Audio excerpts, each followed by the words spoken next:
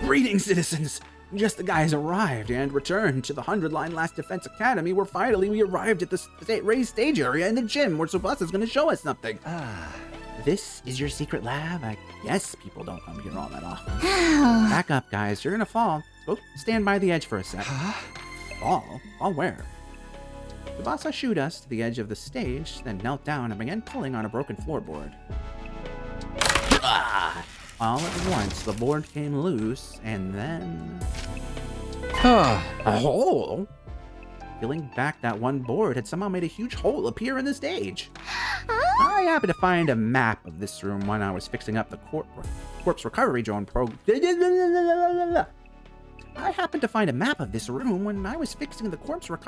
program. Using the war room computer. Sorry to have kept it a secret all this time. I always wanted a place like this I could have all to myself. Why does this keep happening? No, you made the right call. Now we have somewhere we can talk without worrying about being overheard. I'm gonna warn you, try not to be too shocked by what you see in there. Even if you aren't, try not to scream. It's like an echo chamber down there. Shocked? Scream? What in the world is in this lab? I don't know if I can explain it all that well. A little easier to just show you. Is it the pod? If it's the pod. This is the one with the pod, right? There's a ladder leading down. Come on, before anyone else sees it. Sure. We followed Tsubasa down the ladder and into the secret basement room. Sure enough, what greeted us at the bottom was something I'd never have imagined. I had to hold... I don't think we've seen him either use that face or they tilted his sprite a little. Anyway, I had to hold myself back from letting out a wordless cry of surprise. Inside the lab was a large machine that looked like some kind of spaceship. This is the escape pod! I'd seen it before, of course, at the end of the first 100 days here, but I never expected to see it here like this. Yeah, I was shocked when I first saw it, too. I knew it must be the pod you told us about. This place is probably designed to store it safely until it's needed. Is there any chance you can get it working now? I thought of that, but it's no good. It's locked up tight and there's no way to get in. We could probably force it open, but we can't exactly go into space with a damaged door. Must have security measures to stop anyone using it before day 100. That's the only time we're allowed to leave this school. Well, we can think about the pod later. Let's concentrate on the suit for now. Do you need any machinery from the metal shop? We can go get it for you. No, I should be fine. There's plenty of gear in here for me to get started. That expression is so cute. I looked around the lab. It was full of miscellaneous machines and equipment. Probably stuff Tsubasa had brought in already. There were also a lot of weapons for some reason. I figured I'd make those and keep them here for emergencies, just in case we ever need to hole up it here. See, she was thinking about us. I snuck some food supplies in too. Help yourself if you get hungry. It's a real stronghold down here. It'll make a perfect HQ for the anti-sponsor alliance. So, how are you going to investigate the soup's capabilities? Got any experiments in mind? You basically want to know how to break through the suit's defenses, right? The fastest way to figure that is to try out a bunch of stress tests and see how it holds up. By testing its resistance to stretching, pressure, elastic, and plastic deformation, we could start getting a better idea of its fracture toughness. Deformation. Fracture. Some of those words and terms were lost on me, but at least one of us knew what we were doing. Okay, well... let's get started. Figuring out this suit's weakness is only the first step. Once we've done that, we're taking the sponsor down. We spent the rest of the night testing and analyzing the suit any way we could.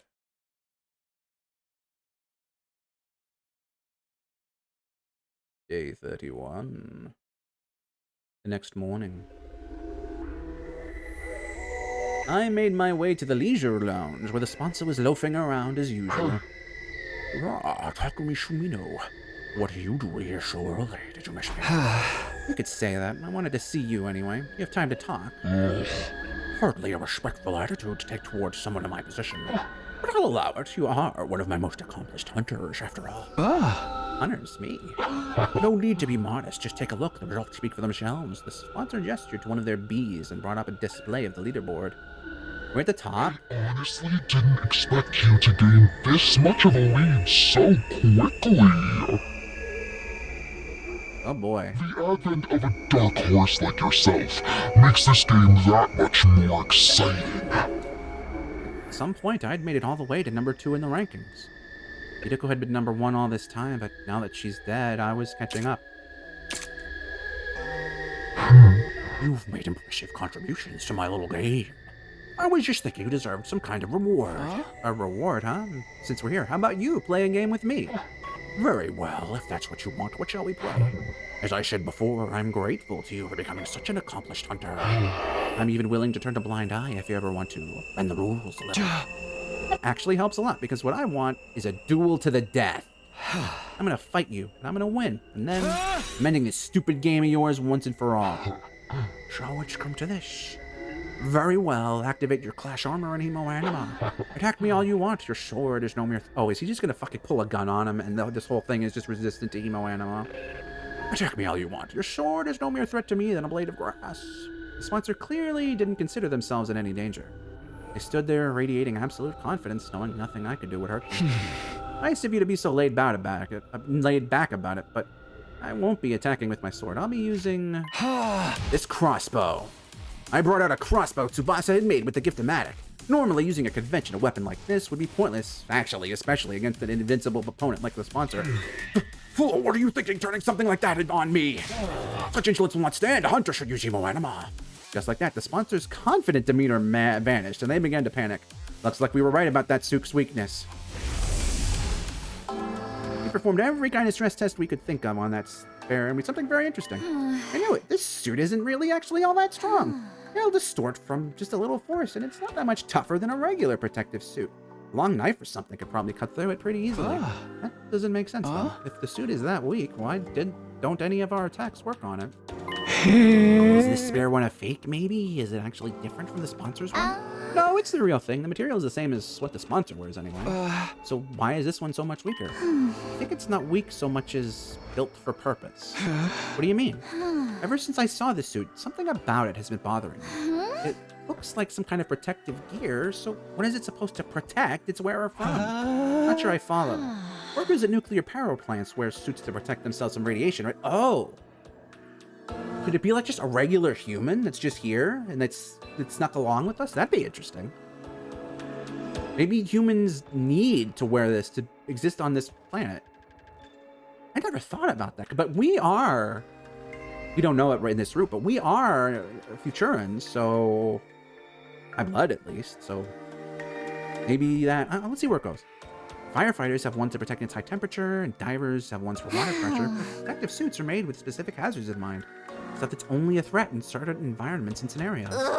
They're not a lot to use outside of those scenarios. If you ever felt an actual radiation suit, they're basically paper thin. I think it's the same with this suit. It's designed to protect against one particular threat and nothing else. Protective gear for a specific threat. I desperately tried to think over what Tsubasa had said and what it could mean. What kind of scenario was this suit built for? That was obvious enough. To protect the sponsor from our attacks. The first time we fought them, we'd attack with every bit of Hemo Anima we could muster, but at the end of our assault, the sponsor was still standing, without having taken the slightest bit of damage. It's like our attacks, our Hemo Anima had no effect at all. And then it hit me like a bolt from the blue. I knew what this suit was for. I knew what threat it was guarding against. Of course, this suit is... That suit is designed to propel any and all Hemo Anima attacks. But the trade-off is that it's weak against regular attacks, isn't it? You're letting your imagination run wild. I am invincible, your pitiful intellect, and I hope to understand my power. The sponsor's voice was calm, but they were clearly shaken. I had no doubt we were right about this, so why didn't you bring one of her guns? Hey! I only wished I'd noticed it sooner. The suit had only blocked Hemo Anima attacks, not visible ones. It was such a simple weakness, but I could see why I hadn't thought of it until now. Our first encounter with the sponsor had totally demoralized us. We attacked them with everything we had, our very strongest attacks. And not one of them had worked. This person is invincible, it's no use trying to fight them. That was the idea that had been implanted in our heads that day. After sowing the seed of doubt we all accepted, we had no choice but to do what the sponsor said. Now we know that if you hold the fucking phone, I very vividly, I didn't comment on it, but because of the fucking skull that I realized that was Takemaru's bike. Kyoshika had her other sword out. That is just a blatant inconsistency. A regular sword should have worked, right? Unless it got him, I don't know, whatever. I don't want to be nitpicky. Once a trick is exposed, the con artist behind it is finished, just like this game.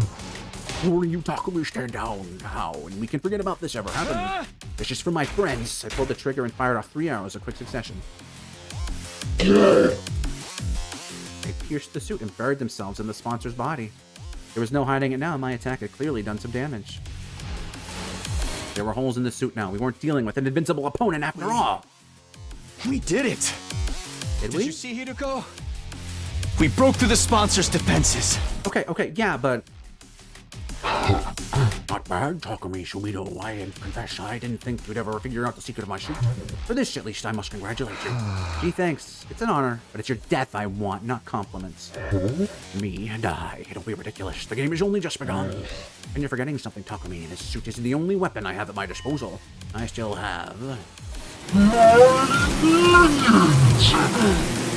heard a familiar cacophony of buzzing and beating wings as the bees flew down from the ceiling.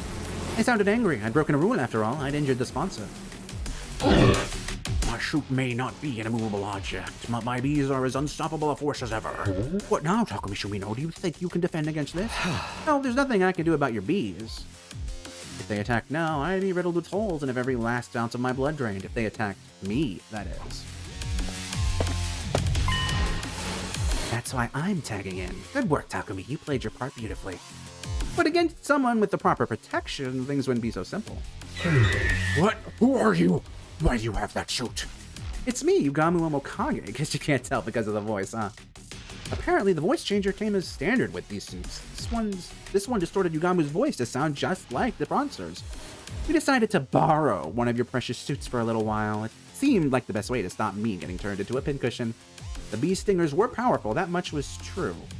But that was because they'd been augmented with hemoanima. Despite a tough and grandiose appearance, that's why I have hardest match. Don't see, yeah. It's fragile as life itself, but that can't be so easy. Their bodies were likely enhanced by some supernatural means. In other words, hemoanima. Yes, we know that. Suits repelled any and all hemoanima attacks, with Yugamu wearing one. The bees were no threat at all. You will not shoot. Have given us a lot of trouble. Now we're going to use the same technology to defeat you. My voice has changed, therefore that's why I'm doing this voice. You know how it is. What goes around comes around. Insolence, this will not stand. Don't you realize who I am? I am the one who spreads death across the planet, the all-seeing, all-knowing Game Master I. Yeah, I'm gonna have to cut you off there. We really don't have time to listen to your final monologue. I'll take it from your Takumi. Go! Right! We both started running. I ran for the door while Yugamu, please tell me he has a gun or something, charged straight for the sponsor. The bees dutifully flew in to protect their master, but all in vain. Yugamu swatted them aside with one swipe of his arm, killing them instantly. That suit made him the worst possible opponent for them to go up against. Finally, Yugamu reached the sponsor. And then he opened his clenched fingers to reveal he was holding something. All it takes is one little hole to render the protective gear practically useless. The first thing we need is to open a hole in the sponsor's suit. One of these ranged weapons should be enough to do that. Hold on. Right, if the suit is weak against physical defense, a gun should do the trick. I'm no marksman, though. I'd probably be more likely to hit my target with something like a crossbow. That's how we got to this point. Once the suit is torn, the sponsor won't be immune to cryptoglobin attacks anymore. That's where this comes in. Stuff this bomb in the hole, and the sponsor will get burned to a crisp. Tsubasa held up a tiny mechanical spear. Why couldn't we just, forgive my morbidity here, but fill them with bullets? This baby's filled with undying flames. All it needs is a little impact to detonate it. It's basically a downgraded version of the one we used on Veshnas, but I can only make one, so we only get one shot at this. One of these bombs could destroy Veshnas. They could destroy anyone. That included the sponsor, whoever they really were, which we're not going to get to find out. We had our plan. All that was left was to assign roles and iron out the details. Tsubasa would stand ready with a fire extinguisher outside the leisure lounge in case anything went wrong. I'd use the crossbow to puncture a hole in the sponsor's suit, and Yugamu would be the one handling the most dangerous part of the plan, actually detonating the bomb. Are you sure about this, Yugamu? You'll have to get really close to the sponsor to put the bomb in their suit in the first place.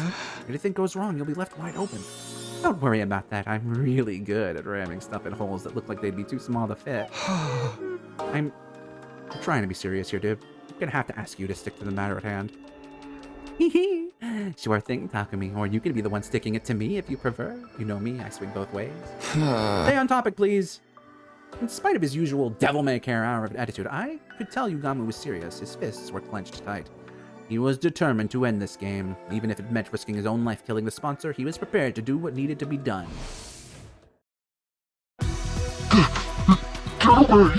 Don't you dare touch me with those filthy hands! No! It couldn't be Eito, could it? Undaunted, Yugamu grabbed hold of the sponsor. He slipped the miniature bomb into the hole in the suit, and then... one little hit, and the undying flames enveloped the sponsor's entire body.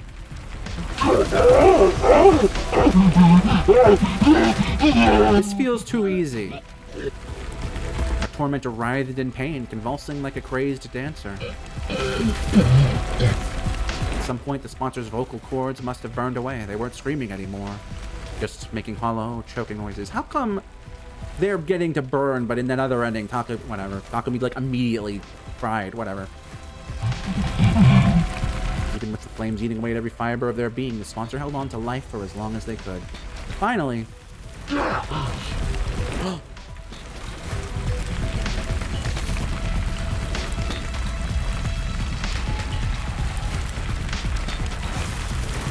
Motherfucker. It's back. That stupid thing is... why am I'm not smiling? That's not... Yee. You let out one last unnatural, almost inhuman scream. Haha. If you hadn't gotten the parasite route first, you would think that, wouldn't you? Flames still licking at their body, they collapsed onto the floor. Tsubasa and I stepped back into the lounge, and we stood there with Yugamu, watching the sponsor burn. We didn't want to risk taking our eyes off them in case they suddenly came back to life somehow. Fear rooted us to the spot. We had to be sure. We needed to see this person die. They're really dead now, aren't they? Yeah, no one could possibly survive. Then we really won? We won. The moment I said the words, it suddenly felt a lot more real. We'd taken down the invincible sponsor and ended the invader hunt. Yo, what the hell is all this noise in here? I heard a weird voice shouting "Gee" or something. It sounded like nails on a chalkboard. There was an explosion, too.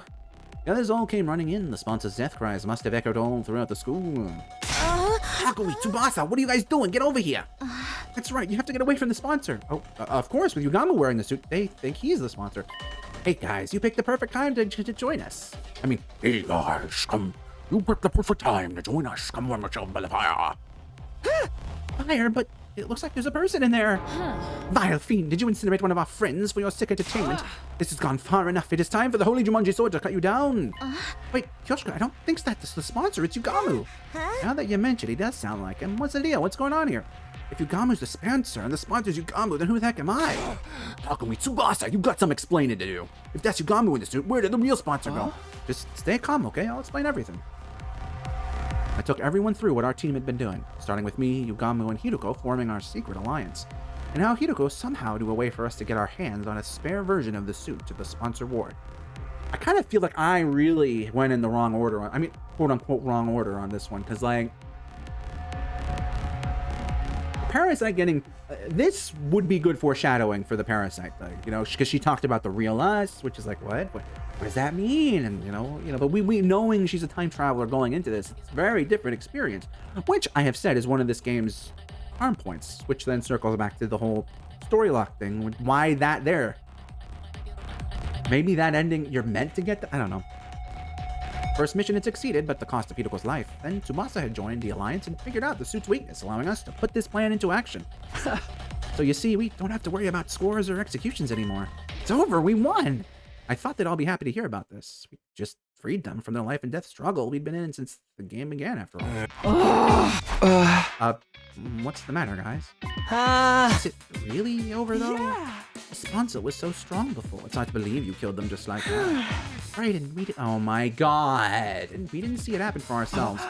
You don't think we're lying to you, do you? No, that's not it. It's just... it's more like all this is happening so fast and we were there for so much of it. It doesn't feel real, you know? And I was the one who was supposed to avenge Lady Kurata. Wow, this is not the reaction I was expecting. I'm not asking for a victory party or anything, but you can at least relax now. The sponsor's gone.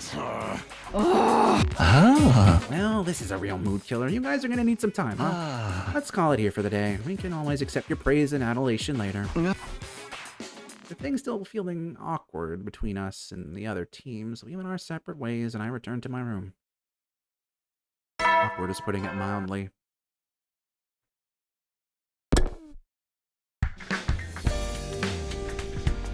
The morning announcement played just as I got back to my room. Yeah, I guess I should get some rest. I'm mumbled to myself vaguely and practically threw myself at the bed. The moment my head hit the pillow, I felt a gratifying sense of accomplishment welling up inside me. We did it, Hiroko. We defeated the sponsor. All thanks to you. Okay, but fuck, the bees. The bees are still around, aren't they? My grief from losing Hiroko hadn't gone away, but now I knew that she hadn't died in vain. The others would come around. They just needed time to process it. No more turning against each other. No more killing game. We'd finally be a real team again. Maybe even friends. Comforted by that thought, I closed my eyes. Wonder how it... Okay. So Darumi's gonna fuck something up, I'm sure. Also, the whole suspicion of this route feels unearned. Like, oh, Takumi's bad luck? Like, come on. Especially to do that immediately after we had that whole thing with Takemaru as well, to get him to go there in the first place. Like, at least if he had... Like, I know I have a Takemaru bias, but that just really felt... I don't know with this one. We're still not as bad as that other one was, but the fact that we're connected to it does raise some red flags. Anyway, what nightmare will we awake to tomorrow, guys? We're going to find out next time, because until then, I'm afraid it's going to have to be farewell.